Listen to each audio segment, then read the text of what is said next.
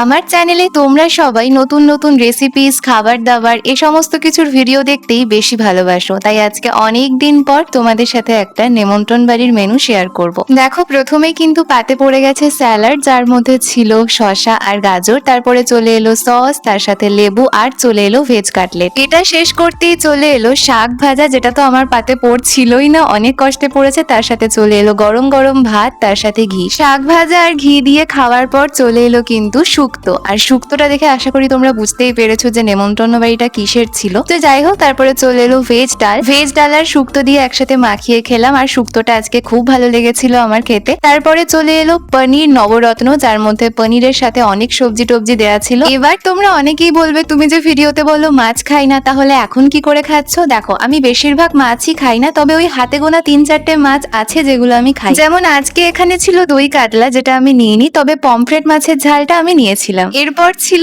চাটনি, পাঁপড়, দই, 2 রকমের মিষ্টি, যার মধ্যে আমি রসগোল্লাটা খেয়েছিলাম, আর ছিল আইসক্রিম আর হজমোলা।